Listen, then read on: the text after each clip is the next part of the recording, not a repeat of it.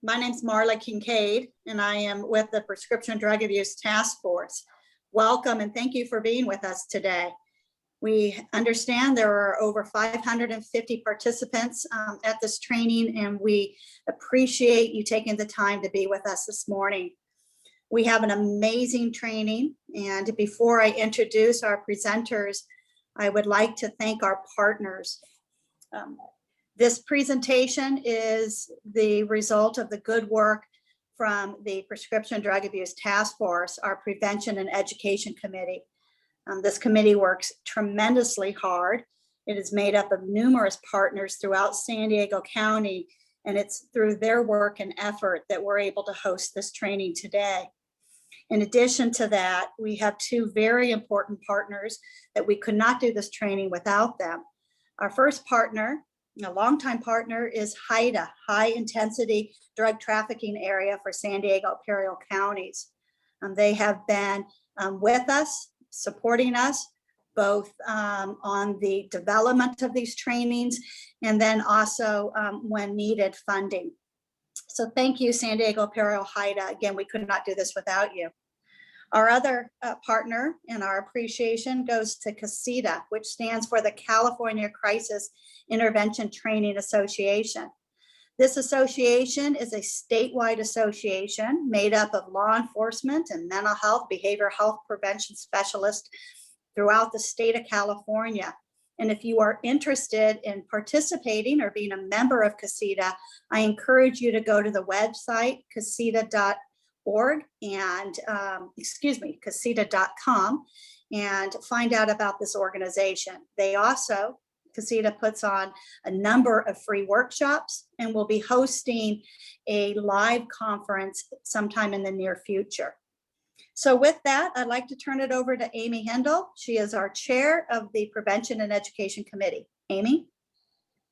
Good morning, and thank you all for joining us on today's training.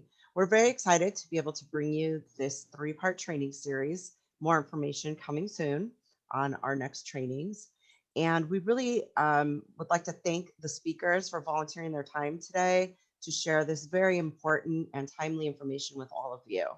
As Marla mentioned, my name is Amy Hendel, and I'm the Drug Demand Reduction Coordinator for the San Diego and Imperial County HIDA. And we are so very excited to be partnering with CASITA, CCR, being a member of PDATF, Meth Strike Force, and I'm sure there are many of you on the call that we partner with as well. Please feel free to reach out if you have any questions or concerns regarding this training or any other issues within our region. And we look forward to seeing the presentation today. Thank you so much for joining us. Thank you, Amy. Now I have the privilege of introducing two amazing presenters, and I also consider them dear friends. Our first presenter is Dr. Michael Kralstein. Dr. Michael Kralstein is a board-certified psychiatrist in adult psychiatry and forensic psychiatry. Dr. Kralstein's clinical background is in hospitals, emergency psychiatry, jails, and the criminal justice populations. He is the clinical director of San Diego County Behavioral Health Services and past medical director of San Diego County Psychiatric Hospital. On weekends and evenings, he is a practicing forensic and consult liaison psychiatrist. Dr. Kralstein is a frequent consultant with law enforcement, where he assists with threat assessment and risk mitigation. His work with Las Vegas Metropolitan Police Department's crisis intervention team led to him receiving several congressional recognitions. Dr. Kralstein was a resident physician at the University of California, San Francisco.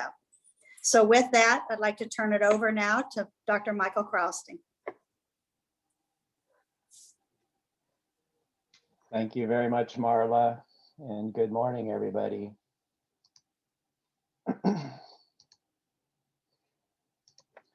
And thank you so much for being with us this morning. I have the privilege to present some information to you all today, which is a huge topic. Coping with COVID-19, the title of my presentation, Behavioral Health Consequences. and psychological PPE for healthcare providers. I literally have been working on this presentation up until just moments ago, and that's not because I've been procrastinating, well, not entirely, but because the information just continues to come in. It's a huge topic. We're just starting to really study systematically this topic. This presentation is going to be so much better 3 or 4 years from now, or 10 years from now, which isn't to say that there's not a lot to know now, but it is to say that we're just really at the beginning stages of really understanding the magnitude and the significance, the psychological impact, behavioral health impact, not just for individuals and for families, but for society, and really truly for the entire world, which is just such an extraordinary magnitude. And this work is literally being done around the entire world.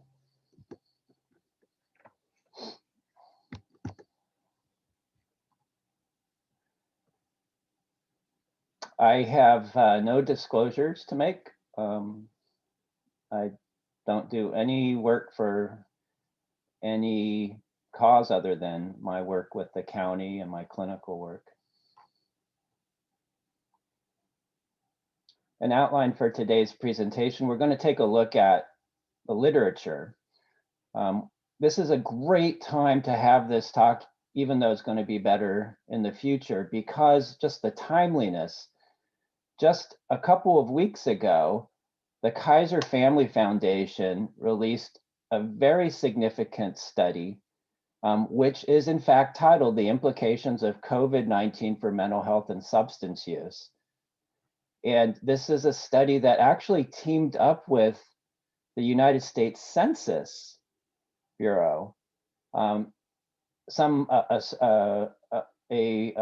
resource called the Household Pulse Survey, and I'll be sharing a little bit more about the methodology of this study.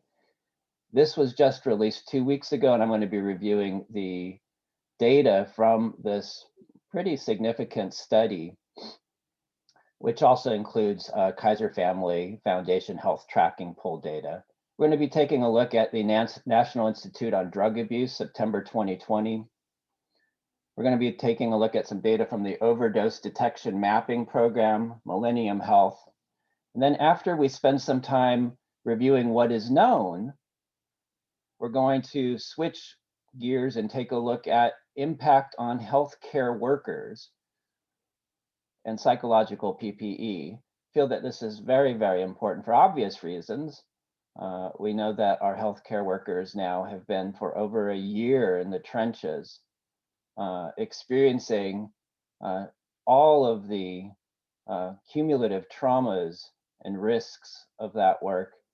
I've been working with the county psychiatric hospital through this period of time and have some insight personally as to how this has affected their individual lives, the service that they provide to others, and the work that we do in healthcare.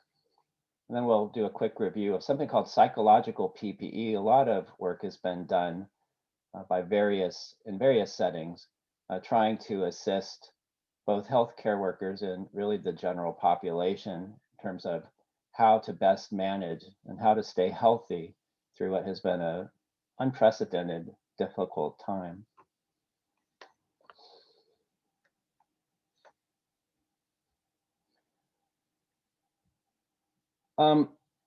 So the COVID-19 pandemic has clearly had a major effect on our lives. Many of us are facing challenges that can be stressful, overwhelming, cause strong emotions in adults and in children. Public health actions such as social distancing are necessary to reduce the spread of COVID-19, but they can make us feel isolated and lonely and can increase stress and anxiety. And according to the CDC,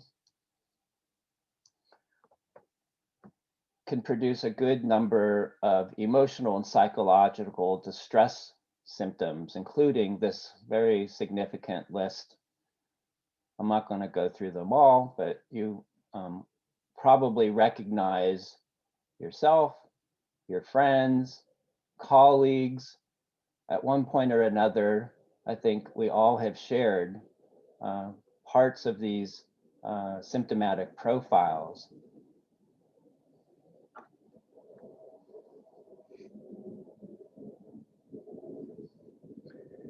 And it's important to note that as the pandemic has developed and played out in different phases and in different waves, there have been periods of time where some of these stresses and some of the symptomatic and emotional responses to the stresses have peaked and perhaps have waned. This is a study from the very beginning of the pandemic. In April of 2020, just weeks into the first wave, and we should recall that there were so many unknowns, and it was really so very, very frightening in the setting of quarantine and skyrocketing death in New York and Washington, and food supply and other necessary living supply shortages. This was a study that was conducted by a prominent veterans health advocacy group called the Mental Health Pulse Survey. And they surveyed 2,000 US adults. And this offers a comprehensive snapshot almost a year ago, a month or two into the pandemic, at least as the first wave was peaking here in the United States. 58% of Americans surveyed said that their mental health was a concern because of social distancing. 2/3 reported feelings of anxiety, 70% about their physical health, 90% about the economy, 72% about their ability to purchase necessities. Half reported feeling isolated and lonely. 88%, nearly 9 in 10, thought it was more important than ever to have access to health care and mental health care. Majority had concerns about access, that they would not be able to get the services, the fundamental services that they were feeling that they were going to need. And nearly 3 in 4 agreed, and we really saw at this point a huge turning in the utilization of all things, obviously televideo, all things around Zoom, telehealth, which had been around for quite a while, has really experienced an incredible resurgence over this time period. Now, a review of the Kaiser Family Foundation study. And as I mentioned, this is an analysis of data from the Census Bureau's Household Pulse Survey, which is an ongoing survey created to capture data on health and economic impacts of the pandemic, combined with Kaiser Family Foundation health tracking poll data, and also data on mental health prior to the COVID-19 pandemic. And whereas the previous mental health pulse survey surveyed a relatively brief period of time soon after the onset of the coronavirus pandemic here in the United States, this has been continuous since that point up until the present. The Household Pulse Survey, the purpose to rapidly monitor recent changes in mental health. They teamed up with the National Center for Health Statistics and the Census Bureau on an experimental data system called the Household Pulse Survey.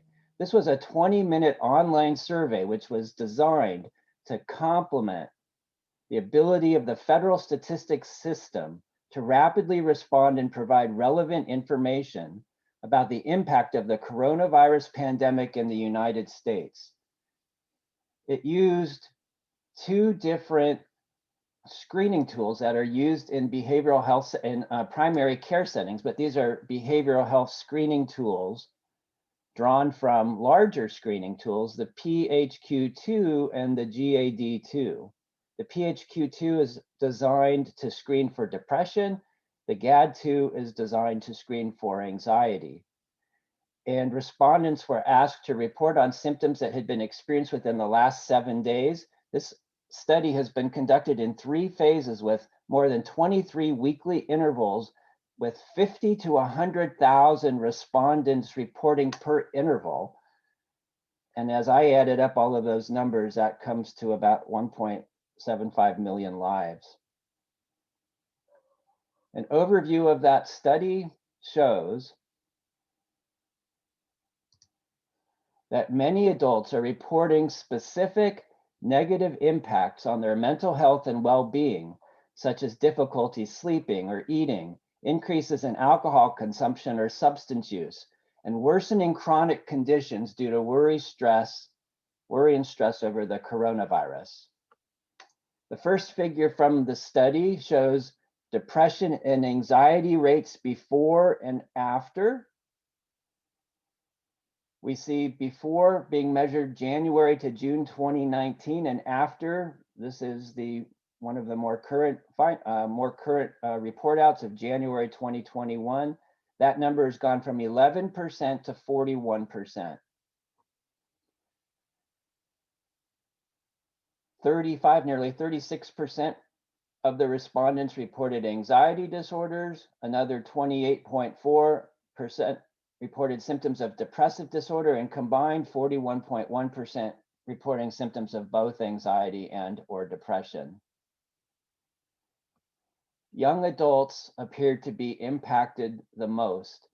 And I do want to say that in my clinical work that I do, and this is in emergency rooms, medical emergency rooms, and in medical surgical hospitals as a consult liaison, psychiatrist, these numbers have borne out. Kids, young adults and kids have really taken it on the chin here. 56.2%, 18 to 24, and we see a downward progression as the age range increases from there. And it's really interesting to think about why that is, what's happening. And if we have some time toward the end, we can get into that conversation. Depression and anxiety correlates with job loss. This shows that 53.4% of those households where job loss has been experienced since March 13, 2020, have reported depression and anxiety, whereas only 31.8% where no household job loss was reported. COVID also affects lower income earners more. In families where the annual income is less than 40,000, we see 56%. This is combining both a major negative impact and a minor negative impact versus 51% for $40,000 to $89,000 annual household income versus 48% for those earning over $90,000. It is harder on families if they are taking care of young children. And in particular, we see 50%, nearly 50%, this is true for nearly 50% of women reporting and 40% of men reporting again, anxiety or depression when there is a child under the age of 18 who is at home.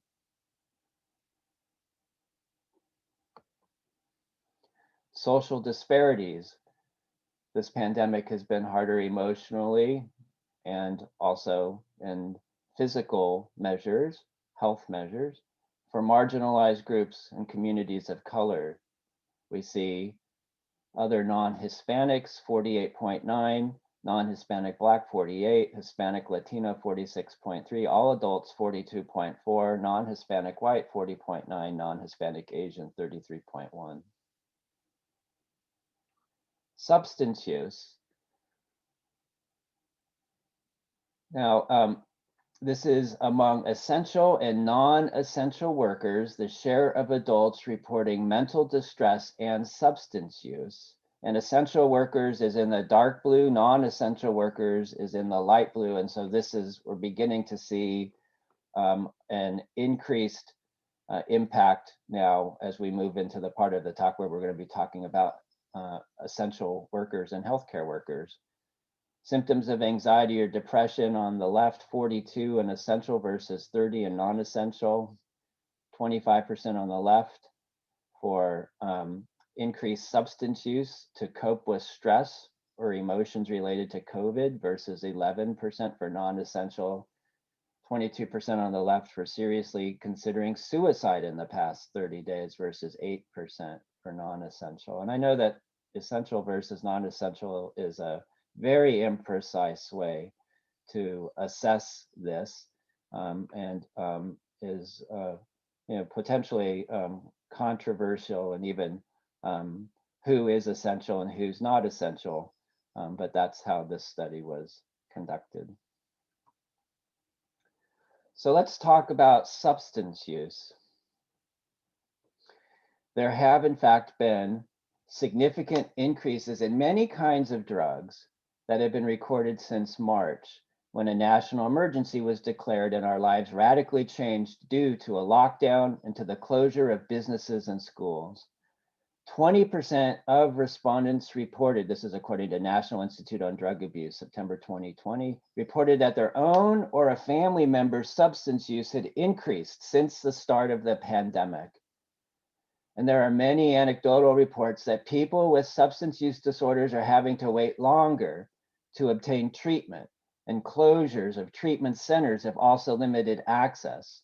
And that more than a third of the respondents in the survey have experienced disruptions accessing treatment or recovery support since the start of the pandemic, and 14% said that they're unable to obtain needed services. And there are additionally difficulties getting vaccines to congregate care substance use disorder settings. And again, we're just a year into this, and research typically takes time. And so the data that we mostly have that is available and published now and ready for presentation was mostly collected during the first several months of the pandemic.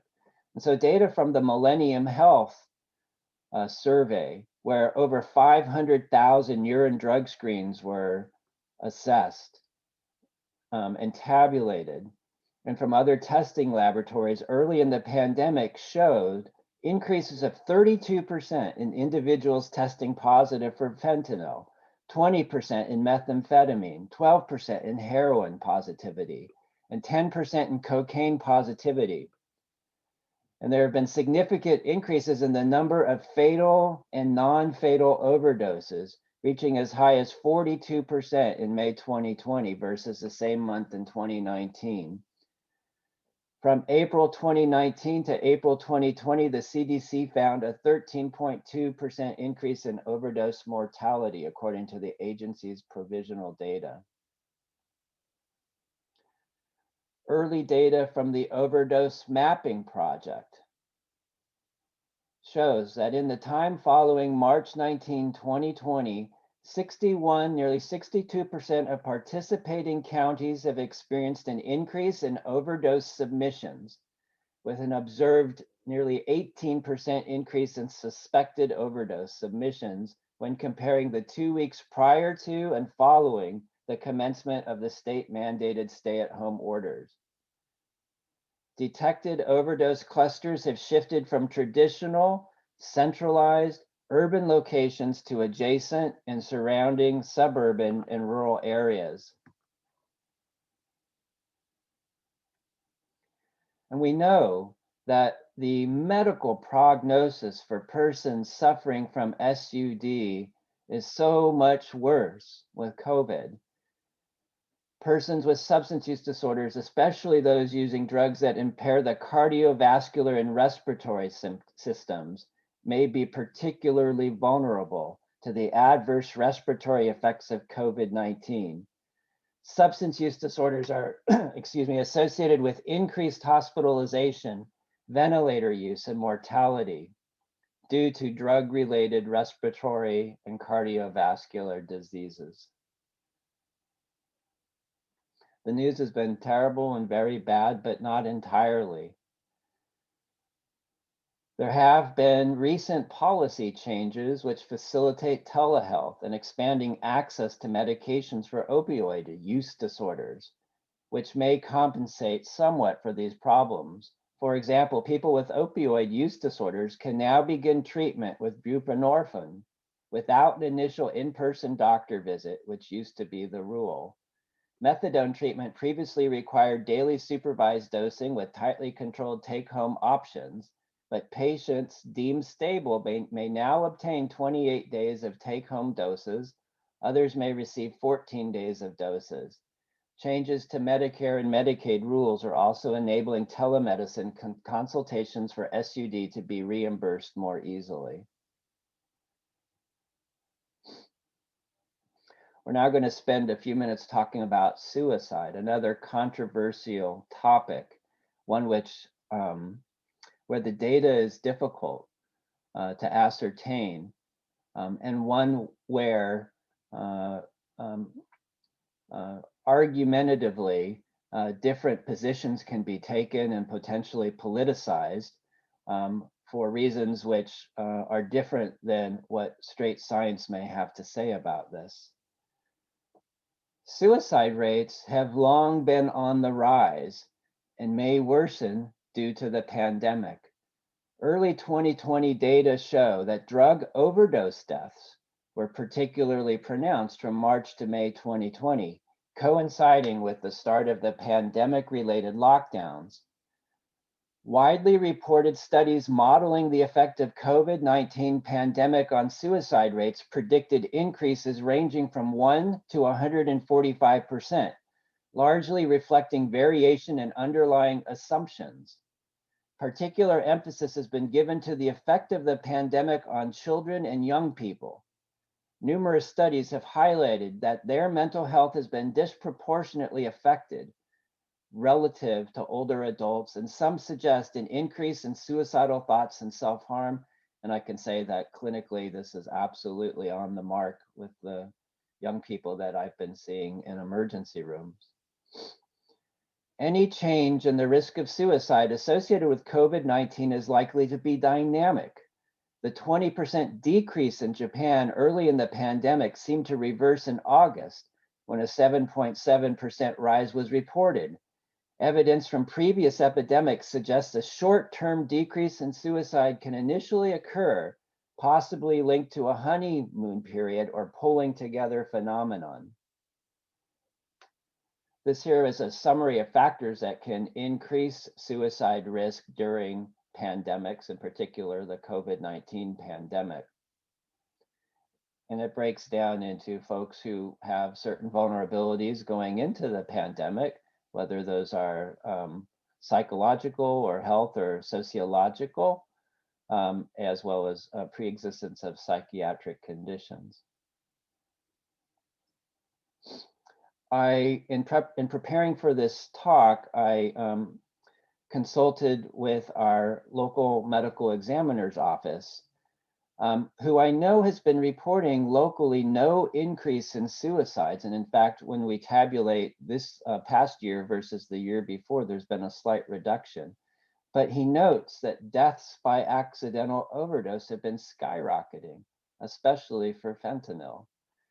He checked in with a couple of other counties as well, just to see sort of where San Diego County stood with respect to what other counties were reporting. Los Angeles County reports that suicides have dipped a bit in 2020, but that accidental drug deaths followed by natural deaths followed by homicides have increased. In Hennepin County, which is Minneapolis, reports that suicides were unchanged in 2020 from previous, but accidental overdoses and homicides increased. Denver reported a 10% drop in suicides in 2020, but also reports that accidental drug deaths and homicides have increased. So I think that this is a pretty substantial pattern, at least just 1 year into this pandemic. So we've talked up to this point a lot about population health and large population surveys. We've talked about individual emotional and psychological impact and effects on individual people and their families, little bit of information about just what to know about how COVID actually affects the brain. And there's been a lot of attention on this subject. And we see that various neuropsychiatric manifestations of COVID-19 exist, including on the left, different sorts of encephalopathies and encephalitis and neuromuscular disorders, neuropsychiatric disorders, possible cause for later neurodegenerative disorders. We've all heard about the anosmia and ageusia. I don't know if I can pronounce that, but the loss of taste and smell. Acute cerebrovascular disease. We're seeing that there's an increased potential risk for stroke. And then, as mentioned, infectious toxic encephalopathies. This is the combination of having the virus in your brain coupled with the very profound medical and physiological disturbances which occur when you are frankly deathly ill and potentially in a critical care unit or intubated, including hypoxia, metabolic disturbances, systemic inflammation. Many people are unfortunately, in intensive care units, and this has been part of the story region-wide and really state and nationwide as different states peak at different times. Fundamental measures of ICU capacity and ICU staffing capacity. And then the individual stories of people who end up in the ICU and their fight for survival and the immense efforts that must be done on their behalf to nurse them along and to support their life systems while they're fighting the virus. And so folks who sometimes are intubated and in ICUs for weeks emerge at the end many times in a very difficult state where for months they're going to be experiencing a syndrome marked by many of these measures here, and a protracted rehabilitation, physically, mentally, psychiatrically, socially, obviously, employment. I mean, a person's entire life and their family's entire life have been fundamentally changed from this terrible pandemic. As a psychiatrist, there are different roles that we have in assisting the folks who are actually in the hospital and being treated for COVID, or who are at home and have COVID but are not as sick and don't need to go into the hospital, who are experiencing all of the emotional sequelae, the neuropsychiatric sequelae, the social impacts, the job loss, the social isolation, et cetera, et cetera. So psychiatrists have been very active in assisting healthcare teams with supporting the emotional, psychiatric, behavioral health needs of individuals who have been fighting this disease. And I really like this particular diagram because there's just, as we've been sharing and as I've been going from kind of one level of impact to the next, we see that it all connects together, that all of these different levels of impact and impairment and challenge and struggle and recovery and resilience are all connected, each and every level. And so it's really an extraordinarily complicated and in some ways too big to be able to digest just in any one particular approach. But this figure here, I think, speaks to some of those major aspects and different levels. We see COVID obviously driving all of this up at the top on the right side, media and infodemics. On the left side, government rules and regulations, lockdowns, physical distancing and quarantine. In the middle, the actual disease and the psychosocial impact of the disease and the impact on populations. This just touches the surface, and volumes will be written about the significance of and the impact of this disease in the future. We see long-term COVID impact, including on individuals, including cognitive deficits, persisting depression and anxiety, PTSD, job loss, persisting social stress, functional decline, grieving families and members, and of course, societal impacts and disparities. We see that COVID, this is a last figure and my lead in for the last few minutes of the talk around impact on healthcare workers. We see that it's been harder for essential healthcare workers, and this is just a repeat of the slide that I showed up above. These are common, unfortunately, far too common photographs that we've been seeing in the news, and those of us in healthcare have been personally experiencing. This was a summary slide of a study that was done in China following their first couple of months of the pandemic, specifically with healthcare workers. 44.6% reporting anxiety, 50.4% depression, 34% insomnia. Stressors for healthcare workers in particular in their struggles to take care of people and to take care of themselves and their families during the COVID-19 pandemic include, and we've heard this all at one time or another. Initially, of course, there were extreme shortages in PPE. It still sometimes is difficult to ensure that the supply lines are open.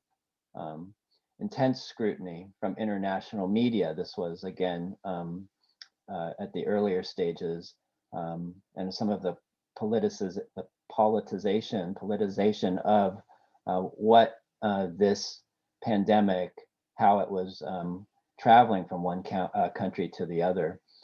Isolation from family and other supports, fears of transmitting the virus to family and others, rapidly expanding workload with an increasing number of suspected and confirmed cases, progressively depleted workforce due to illness and isolation of staff, incidents of hostility, and even aggression towards medical personnel or those in public health who have had to frequently present grim numbers and who have had to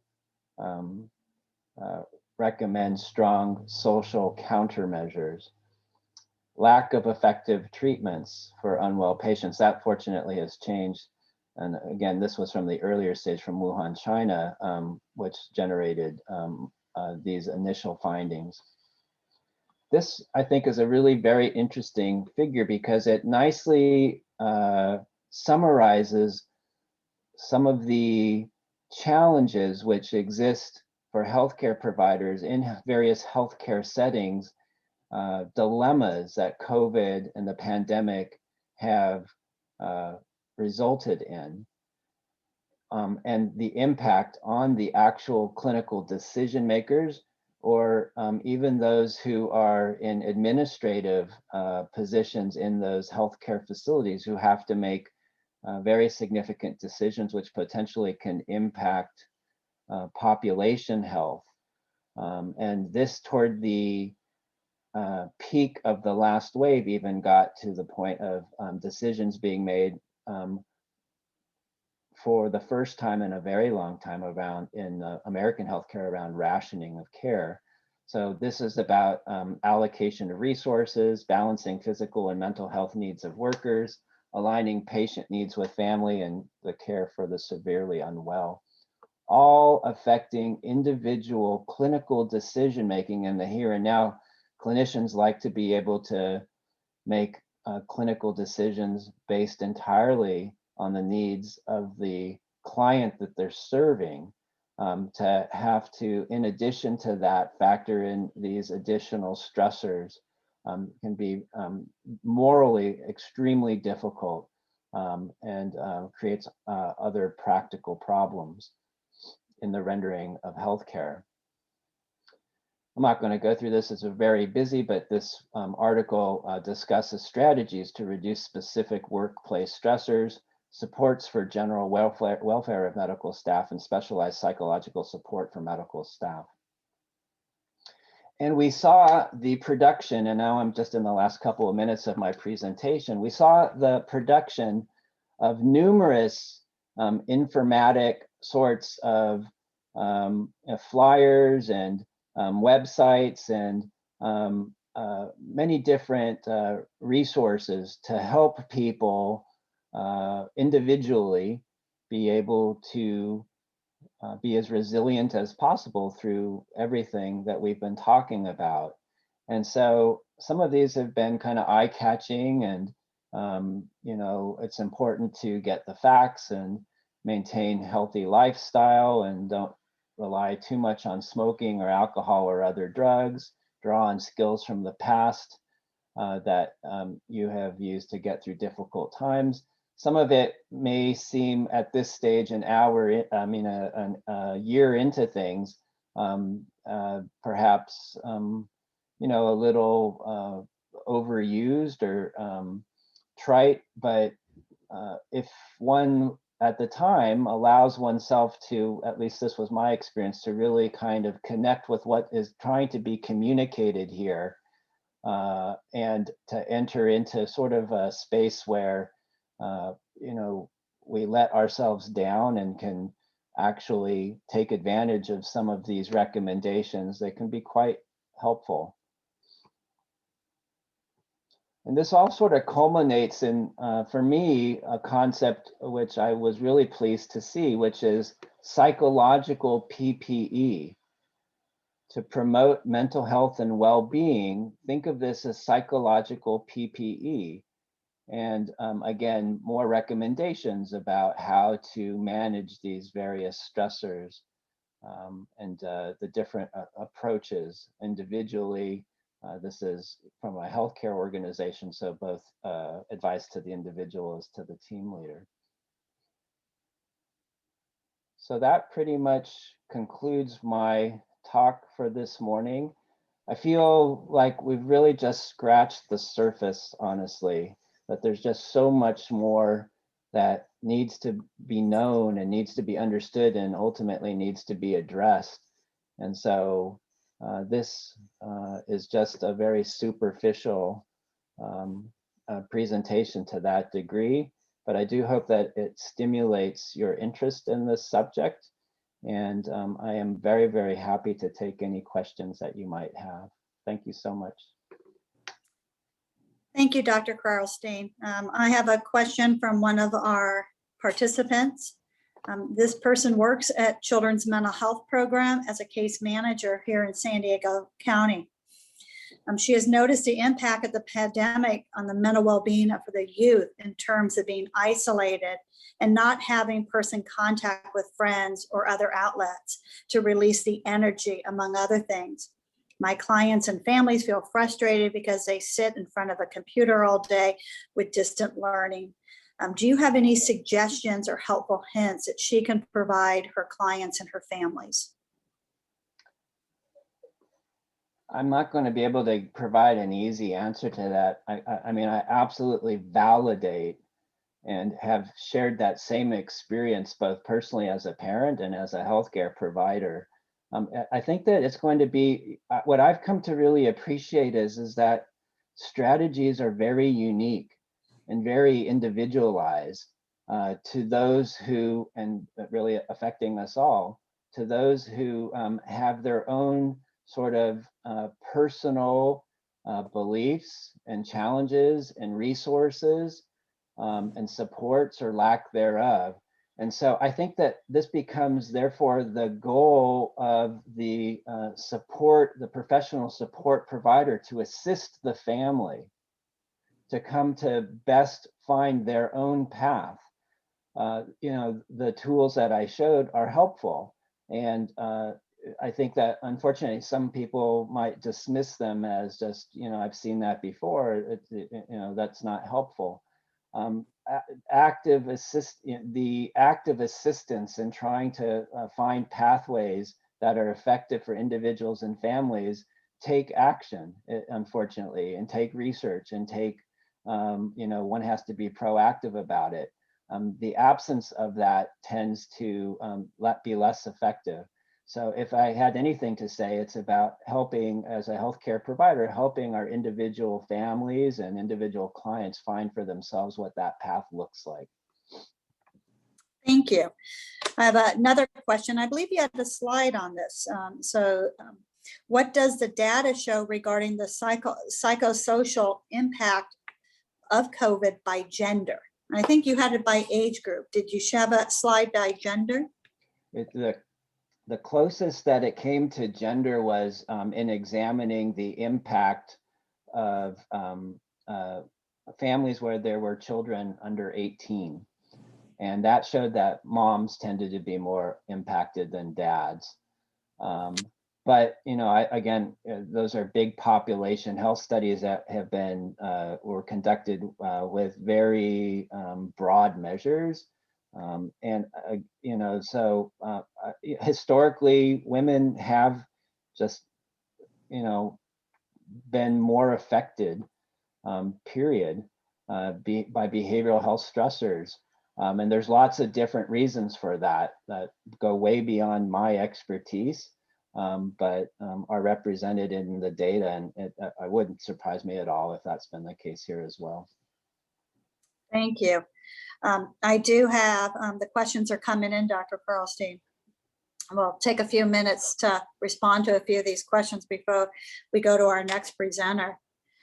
What would you say as a psychiatrist and as in your profession about parents using in front of their teens and blaming it on the pandemic for their actions? Parents using in front of their teens? Is that the question? Teens, their children, and then blaming their use because of the pandemic or justifying it because of the pandemic. So substance use, which can sometimes be seen as self-medicating for other behavioral health or emotional injuries or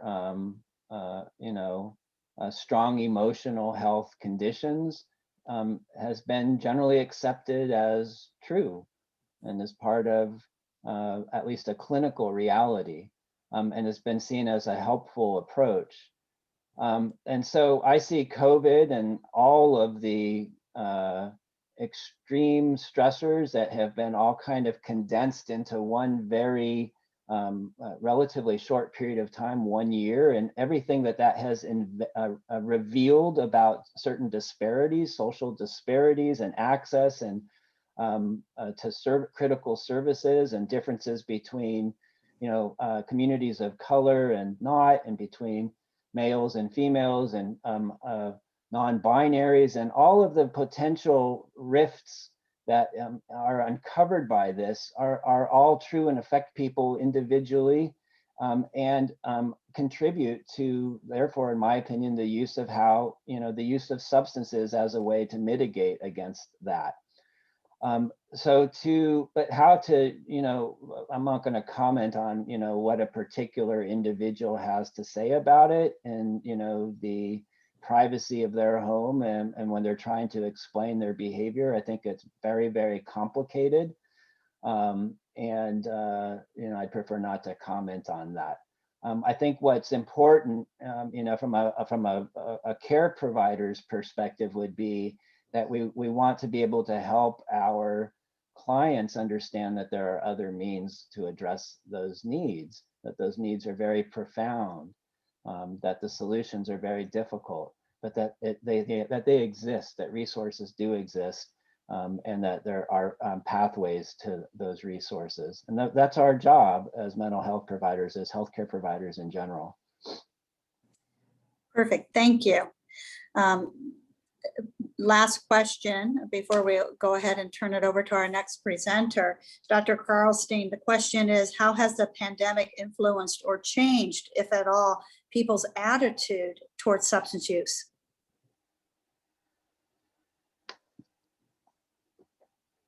Well, I think I've answered that to some degree already.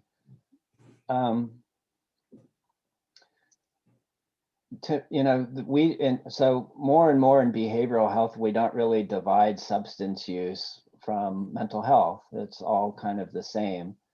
To some degree, that's harder and harder to divide from physical health. I see substance use in the context of COVID or other, by the way, it wasn't like it was also not very stressful before COVID. It was plenty stressful before COVID, right?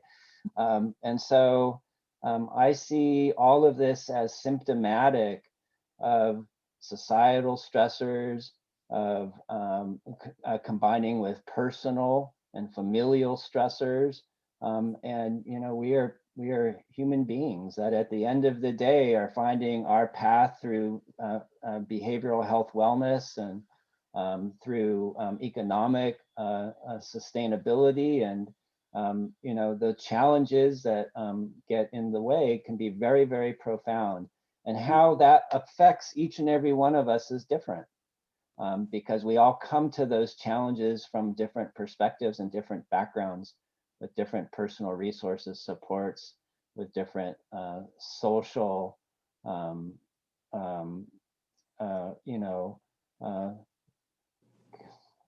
different social resources. And so this, at the end of the day, the use of substances is a symptom or a sign to me that people are doing the best they can, but at times need additional help. And this is the work that I try to do with patients when I have that opportunity. Thank you. We received a number of different statements saying, excellent presentation. Thank you. Thank you. This is great information. And so I echo those comments. Thank you very much. Very timely. I think just by the sheer number of individuals that joined this workshop demonstrates how interested people are in this topic and the information needed in order to help support the clients that those that do work with clients can do. Will the slides be available? I know you gave us permission to record the presentation and to post it on our PDATF website. Will the slides be included? Sure, I'll send you the updated version of those. Wonderful. So with that, thank you, Dr. Carlstein. Always Thank a you. pleasure. My pleasure. Great Thank information. you so much, everybody. Stay Thank safe. you. Have a good day. Bye-bye. So with that, I'd like to turn it over to our next presenter, Wes Alberts. Wes is with the Psychiatric Emergency Response Team. And for those of you that don't know about the PERT team, Wes is going to share a little bit about this amazing, remarkable, and incredibly important team that responds to families and to clients sometimes at their worst time in the middle of a crisis. PERT will be celebrating their 25-year anniversary. And so as communities throughout our country are looking at innovative ways to respond to mental health crisis, San Diego County through the PERT team has been doing that for 25 years. So Wes is our next presenter to talk about the PERT program and the resources that they can provide here in San Diego County. He is a retired detective sergeant and a 30-year veteran of the San Diego Police Department and has worked with PERT for many years prior to coming on full-time in 2019. Wes was a staff sergeant for the San Diego Emergency Negotiation Team for over a decade. He has developed and taught classes for Alliant International University and was part of the development team that authored the countywide school threat protocol. Wes is incredibly knowledgeable, and I also consider him a dear friend. Wes, thank you for being here today. Thanks, Marla, and to all of you out there in the audience that are taking the time to sit through and listen. You know, survival and even our ability to thrive is really kind of an environmental based deal. And so really what we're talking about today is understanding the environment that we're in. And it's a global environment right now, since we're talking about it in the context of a global pandemic. So as we talk about PERT,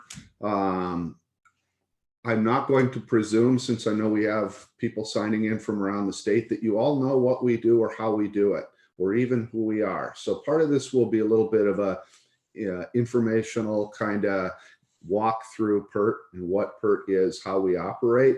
But within kind of the concept, or keeping with the theme of this, of the impact of mental health in the pandemic, I kind of want to frame that conversation about what we do with some information about what we've been experiencing. Some of the stuff that Dr. Krelstein has done really a tremendous job of throwing hard numbers to, and painting a picture of really not only this initial impact, but where we need to be looking forward, and how that's influencing us, or how it has influenced us as we provide service now, and as we've been providing service during this last year of the pandemic. So I appreciate the opportunity to kind of talk about the landscape, or the environment in which we're all working, because I think this provides us all really a tremendous opportunity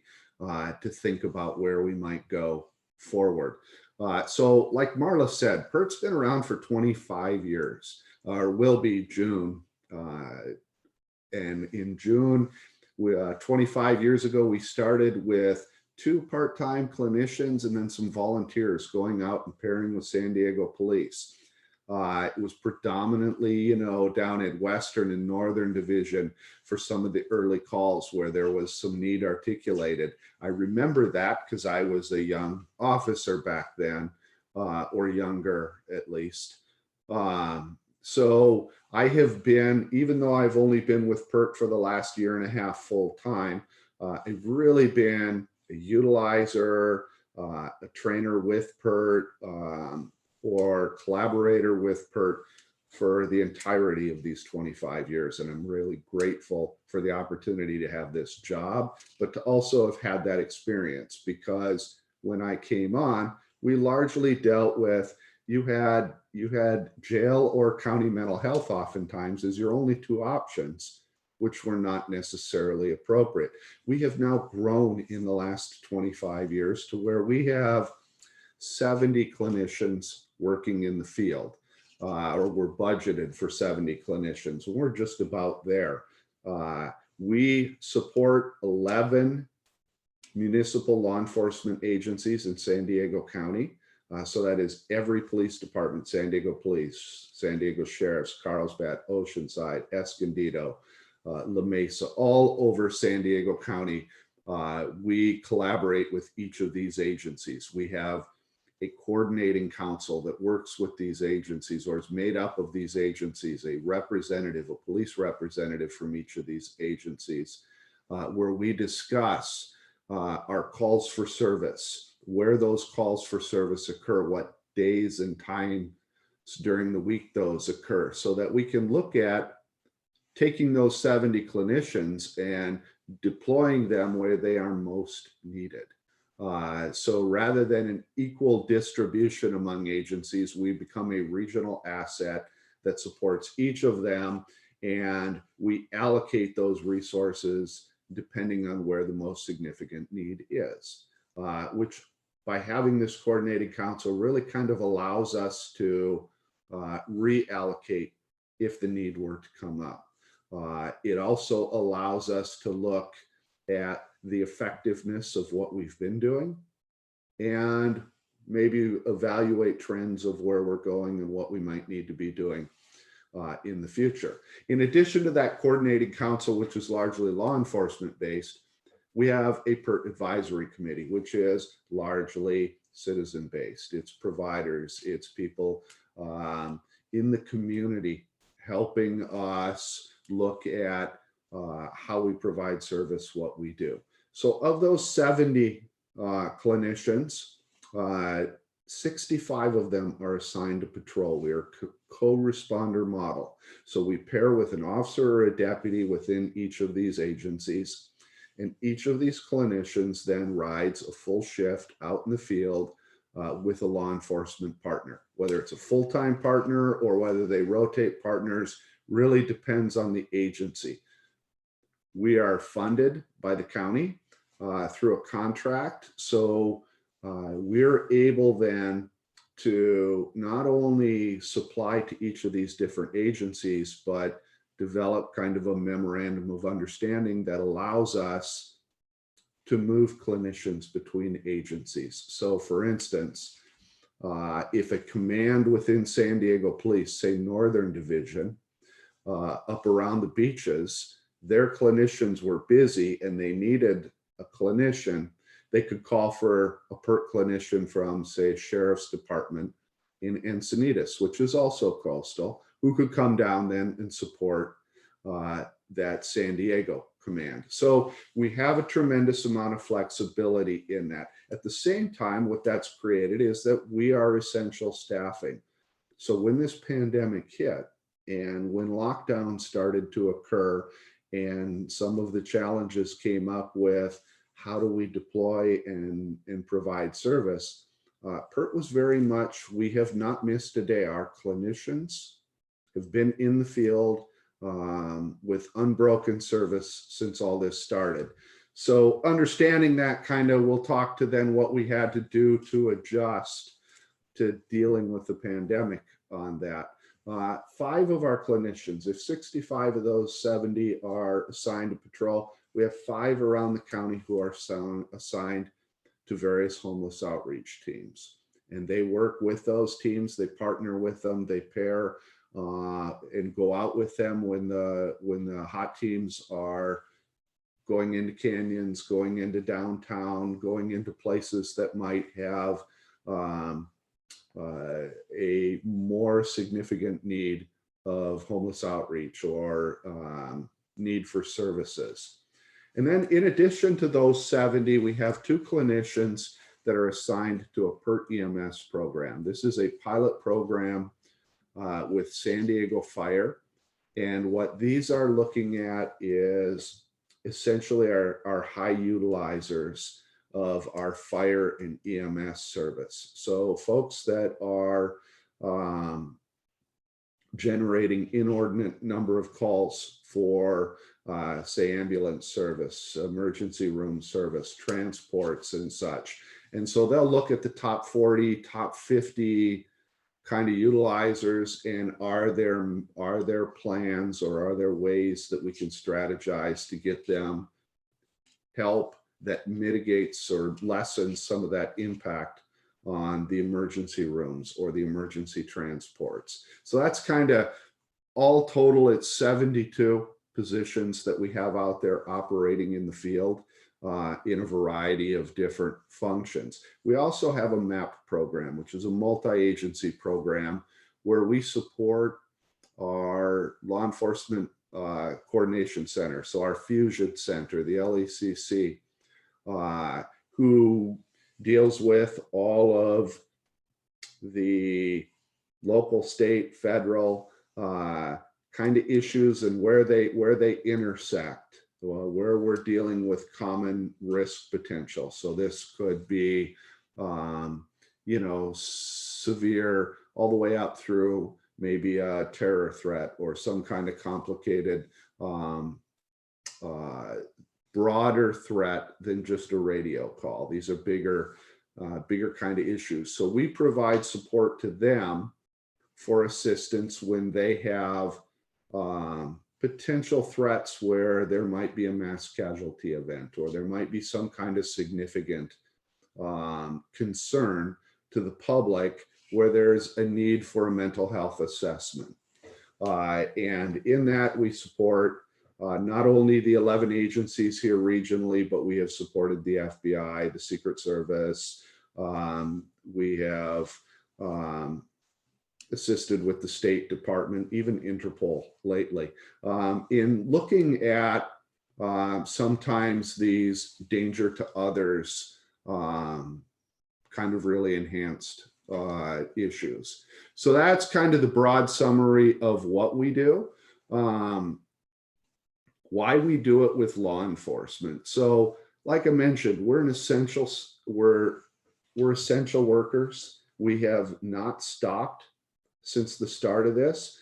PERT is accessed through 911 or through the non-emergency number of the agency where the person is calling. We do that because by pairing with law enforcement, we do that for some very specific reasons.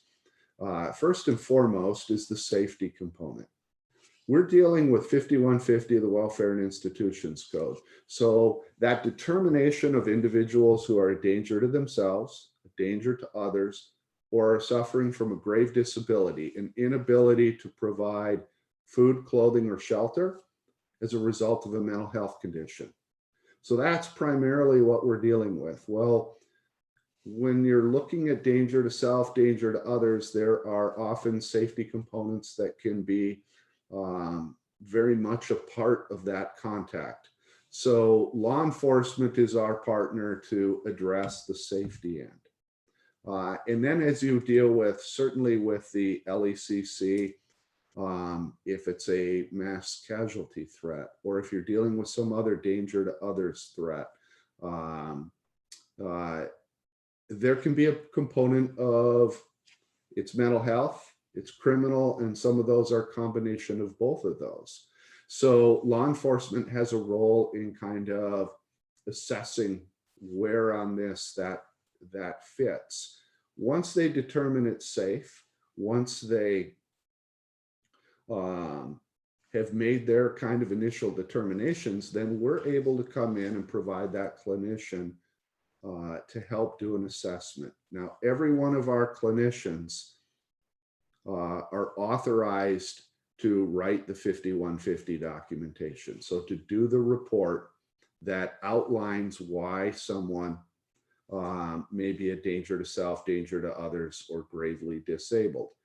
Law enforcement can also do that, but the benefit of having us there is 5150 is not a diagnosis, it's a legal determination. It is a probable cause-based determination, which is why law enforcement can do it.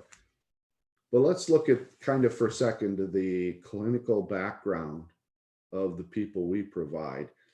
Each of our clinicians is a minimum of a master's level education up through PhD. Every one of them has done their license requirements, 3,000 plus hours of supervised clinical work. And each of them goes through a testing process or a review with the county to demonstrate an understanding of the laws around 5150. So what we're talking about is a significant difference in expertise in the mental health realm that kind of informs that decision on whether somebody meets criteria for 5150. So it really becomes really kind of a force multiplier or an enhancement for law enforcement's ability to get in and assess someone. So that's where the clinician part comes in. The last part for law enforcement is when someone's determined to meet criteria for 5150. They're determined to be probable causes met. They appear to be a danger to themselves, a danger to someone else. They meet that criteria for grave disability. And it's going to be an involuntary transport for an evaluation with the doctor, which would be the 5151. Law enforcement is who has that statutory authority, that capability to do that lawful detention and transport under the 5150 to get someone to a doctor. Now, it might be Dr. Krellstein down at County Mental Health. It could be a doctor from an emergency room of any LPS hospital in the region. So Lantrum and Petrus Short Act, which is the legislation that kind of defines authority for hospitals. So an emergency room at a hospital that's connected to or has its own mental health unit, lockdown mental health unit, can provide this assessment of an individual who's brought in for 5150. And if they determine during that assessment that they do meet criteria through a more thorough evaluation by a doctor, then they get placed on the 5152, which is typically called, people always want to refer to it as a hold. It's not really a hold, it's a detainment. And it's a detainment for up to 72 hours. So that's kind of the process in the realm that we work in with PERT. So knowing that we're first responders, we're out there, we're essential, and we're unbroken in our service, we're paired with law enforcement. We know that role. Let's kind of look at some of our numbers here. So in the last year, I just got a report. We will assess countywide the number of calls that we go. We will also break that down by region, by department, sometimes even by divisions with department, depending on the agency that's doing the assessment. So last year, 2020, PERT responded to 35,335 different calls for service. At least this is the total number that agencies have reported that had some PERT connection in the CAD, the dispatch information for a call for service. So those could be anything from a direct 5150 call where somebody's reporting somebody maybe a danger to self, a suicidal person, and it's a call for someone to come out and do a report. It might be a referral that law enforcement has made for PERT to do a follow-up, to do an evaluation, or to help try to connect a family to some resources. It could be any number of different things. This is just kind of the aggregate number of different calls that have a PERT specific nexus. So if you think about that, 35,000 calls, it is our busiest year in the 25 history of PERT, at least as long as we've been tracking this, which when you look back in 08, I think was when we really started, 09, we had about 17,000 calls for service. We've doubled in the last 10, 12 years. That increase of numbers, that 35,335 being our largest, is consistent with what Dr. K is talking about with regard to increase in calls. For San Diego alone, they'll handle citywide on average 53 calls a day that have a mental health connection. And this is an increase of almost 4 calls a day over the previous year. Countywide, we're going to 100 calls a day, roughly, just shy of. So there are a lot of folks that are in need, and indicators are that it's rising. Now, some of this, certainly, I think the pandemic numbers that Dr. Kralstein has demonstrated show there's a connection to the pandemic. Some of this is more awareness of resources. Some of this is lessening, I think, of stigma in our society. There's been a great deal of work done over the last few years to address that mental health is, and challenges within mental health is not a rare thing. 1 in 4 families right now, statistically, on any given year, have someone, 1 in 4 people is struggling with some kind of mental health condition. That could be anxiety, it could be depression, it could be temporary, but 1 in 4 is a significant number. If you start to look at severe and persistent mental illness, it starts going up more, 1 in 20, 1 in 25, depending on the studies you look at. So our calls are going up. Indications are that this will continue, and it can be for a lot of reasons. Of those calls that we go to, Not every call that we respond to, not all of those 53 or 35,000 results in an assessment and a need for a transport. Of those that do, though, of those that we assess, 53% of the time, it's a transport. Somebody meets that criteria for at least a further evaluation. Less than 5% of the time is that something that gets transported to jail. And in the event that it does, having the clinician there allows an opportunity to provide mental health background to the nurse at the jail. So when someone's taken into custody and they do go to jail, in those rare instances, we can communicate some mental health background. And oftentimes, jail is where that very first connection to mental health services occurs.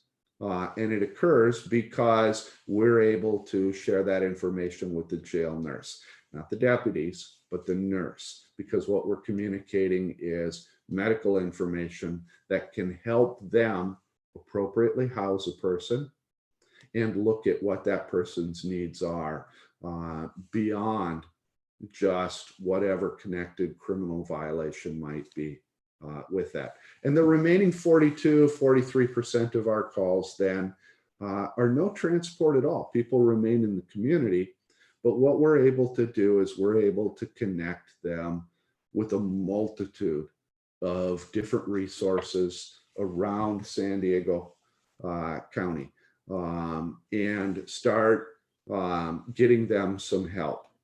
Marla, did you? Well, we have a lot of questions coming in, Wes, and in order to be sensitive to our time restraints, I want to make sure that we provide you that opportunity to respond to some of these questions. Absolutely. So does PERT have clinicians working the night hours? So we do. We have them until midnight. Right now, we run from 6 a.m. or 6 in the morning until midnight. Some of our hot clinicians start at 5 o'clock in the morning because they get out, they get deployed with their officer partners. Some of the hot teams also have some social workers involved in getting down into these camps in the canyon or getting to downtown when people are starting to get up and move around. Earlier is better because you're there when they're available to talk to before people start to move. So on a broad picture, generally from 5 a.m. till midnight to some degree. Okay, wonderful. Again, we have a number of questions, so I want to make sure that we provide you the time to answer as many as we can within our time frame. Are the PERT clinician responders in plain clothes or are they uniformed? Curious about how they approach the services provided. So the PERT, this is a difference between PERT officer, PERT clinician. Officers are generally uniform. Our clinicians have a uniform. It's a light gray shirt that has what's that? Sorry.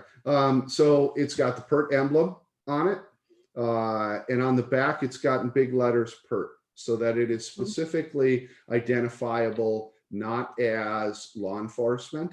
And then they wear, obviously, because we're going into homes, we're going into a variety of different environments. They typically wear heavier shoes or boots, some kind of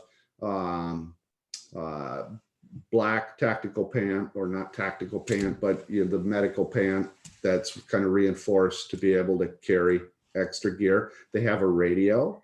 We generally go with the smaller radio, but that way they can communicate in an emergency. They do not carry any weapons. They do not have anything kind of insignia-wise that would show they would be misinterpreted as law enforcement. We try to keep that distinction. Okay, wonderful. Again, the questions, I'm afraid we're not going to be able to get to all of them because we have so many questions that really demonstrates the importance of the information that you're providing. And what we'll probably do, Wes, is maybe invite you back for another presentation. Are PERT services free is one question. And how did the relationship between PERT and LECC happen? So, yes, they're free. And we're contracted with the county. So we provide, we are a nonprofit. We provide these clinicians.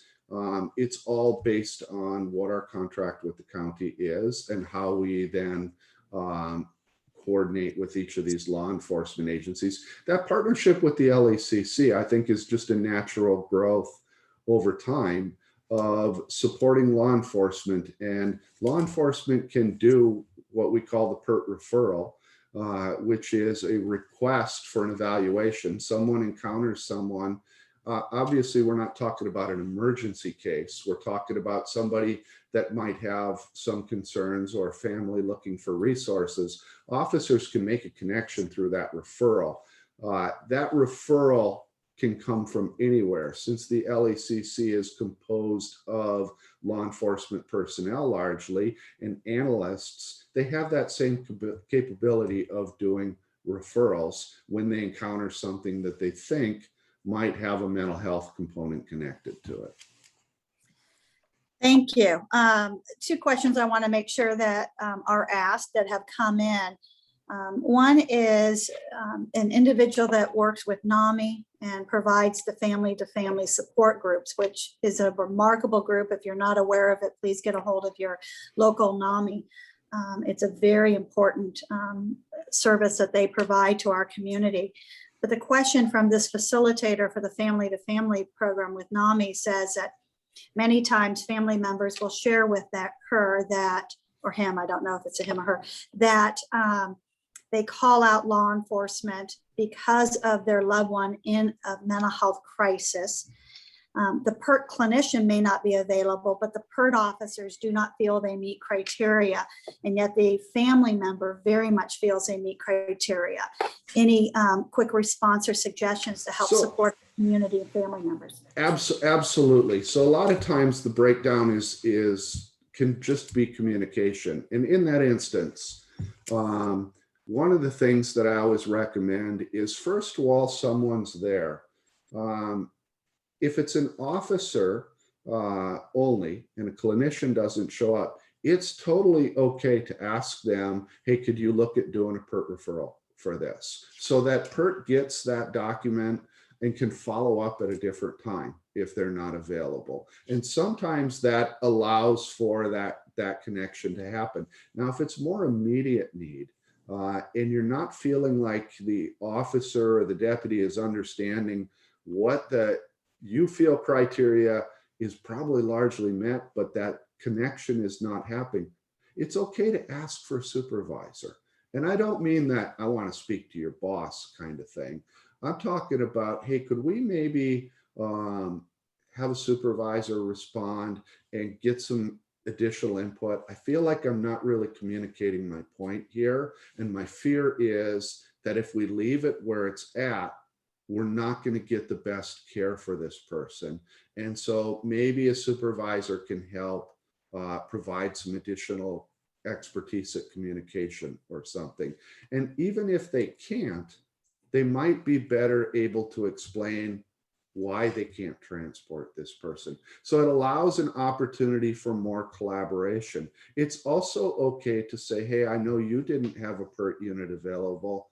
Is it possible, in addition to a supervisor, to see if a neighboring agency or command might? Because I feel like we're not making the right decision. So sometimes it's a matter of pushing that advocacy a little bit further rather than just accepting what is. Thank you, Wes. Another question.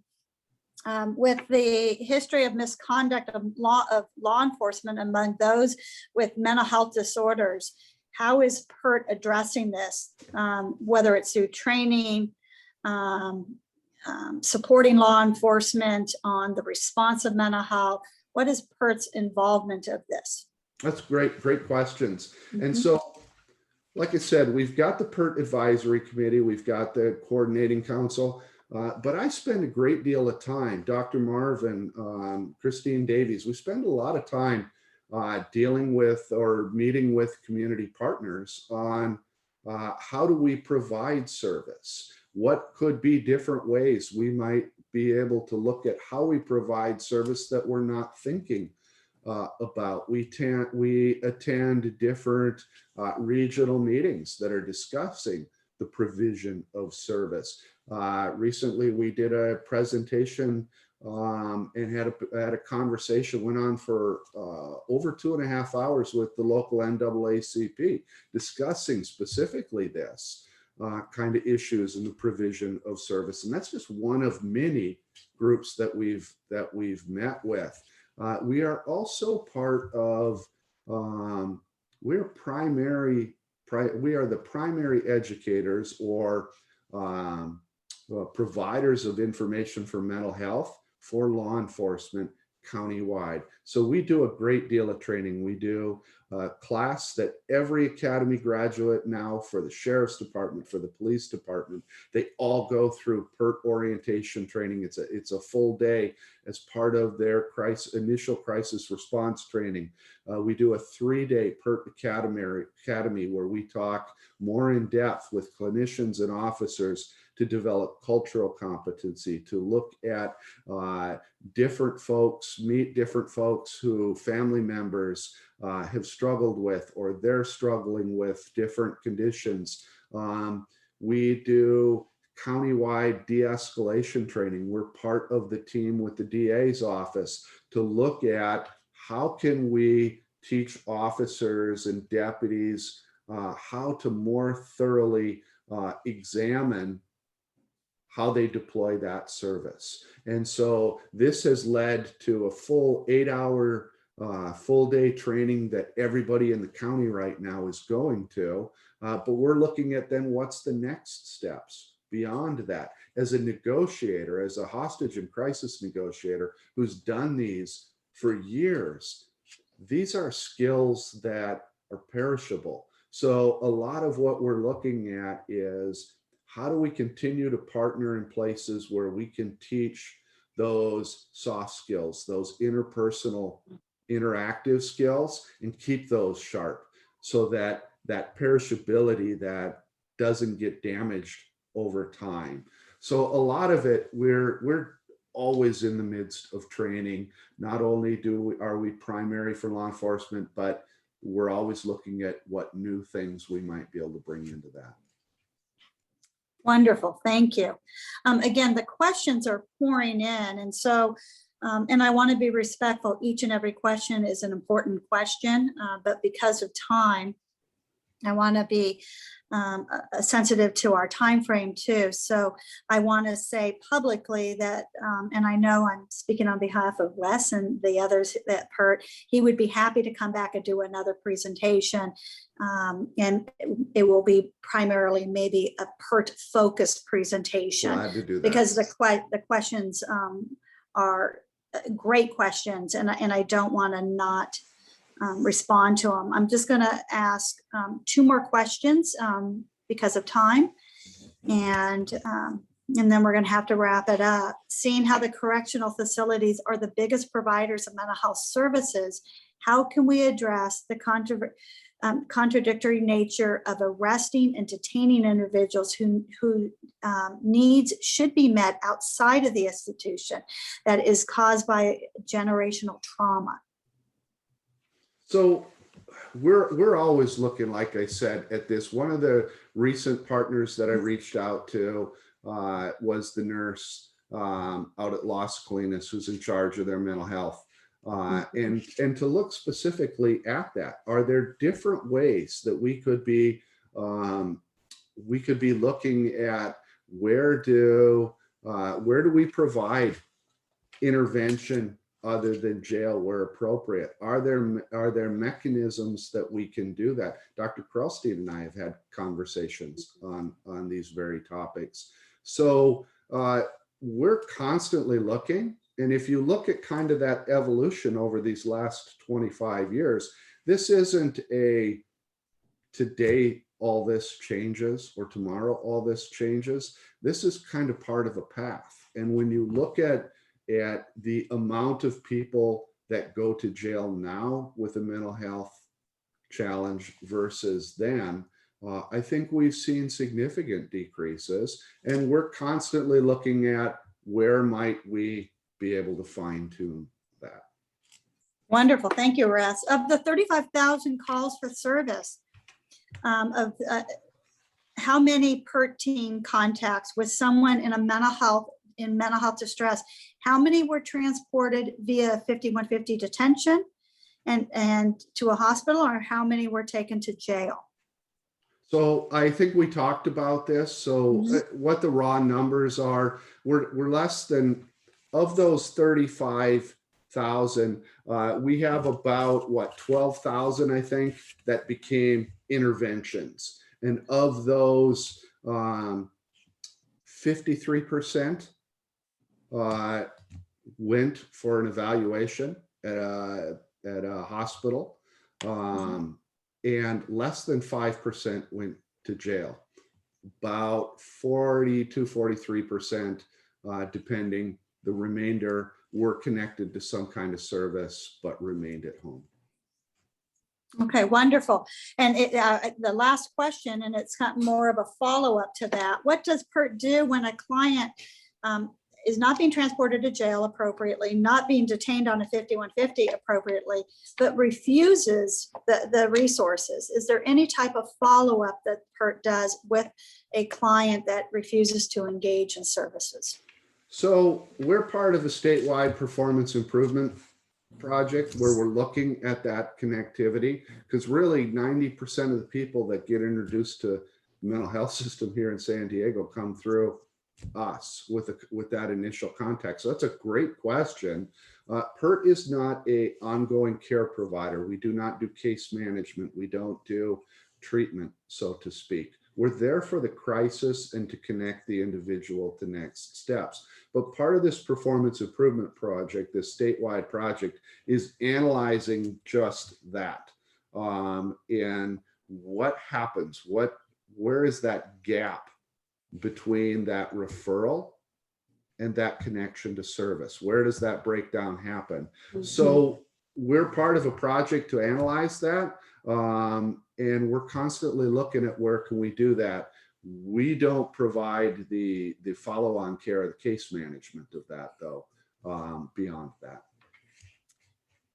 Speaking of experience, I know PERT does a remarkable job bridging that crisis into those case management programs. So, and you guys have a good success record of that. Absolutely. I did lie. I'm going to ask one more question. Is there a greater focus, emphasized on the homeless or on house calls with PERT teams? I don't think that there's I think it's a kind of a equal focus. I mean, if you look at it, we've got 5 clinicians specifically attached to homeless teams, which some of those teams also, like I said, have social workers attached to them. So part of this is getting out and providing the opportunity, a kind of a proactive intervention to address people who have needs. Maybe it's a mental health need, maybe it's a co-occurring substance abuse need, maybe it's homelessness as a result of some other condition. So there's that proactive opportunity to get out there and deal with that. But having the clinician there, oftentimes this is a population that may move in and out of crisis more than once in a day. So having someone there that can anticipate needs and be able to address it is something we do on the homeless end.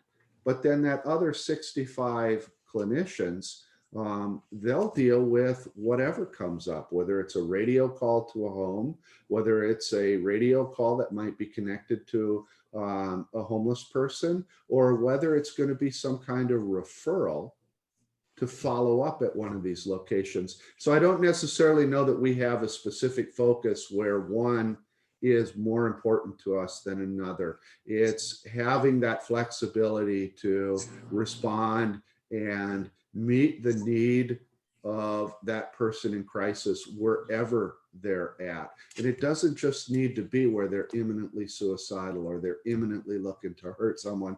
Those are the extreme ends. If we can get that intervention early before it gets to that kind of stuff, that's obviously best case scenario for us. Thank you, Wes. Great response. And I double lied because a good question just came in. And I think it's important that you respond to it. Does the racial makeup of the service providers within the PERT program match the diversity of San Diego County? Well, so we've got a variety of clinicians with different backgrounds, but we're largely, well, let's look, we're predominantly female in our clinicians because we have to deal with the applications that come in. Like I said, it's we're not an entry level. When you're talking about someone with a master's degree and 3,000 clinical hours, that starts to move clinical personnel kind of farther up into lesser numbers of applicants that might want to come in to work for PERT. So we're always looking for qualified applicants who can meet the different needs of all of the communities that are out there. Wonderful, thank you. So with that, again, we will invite Wes back at a different time for another presentation, a follow-up, because the interest was so much so that we want to make sure that we respond to the community. I want to remind everybody that the videos and Dr. Carlstein's slides will be posted on the PDATF website, and you can find the training at sdpdatf.org. And I encourage you in the next couple days to go to our website to view the videos and the slides. With that, I want to again thank our partners. We could not do this without Amy and her committee, with the PDATF Prevention and Education Committee, with our partner with HIDA, and with CASITA, the California Crisis Intervention Training Association. So thank you all for your continued support. As Amy mentioned in her welcome, this is one of 3 trainings, so please be on the lookout for additional information for future trainings provided by the Prevention Education Committee. So with that, be safe, be healthy, take care, and thank you for joining us today. Bye-bye.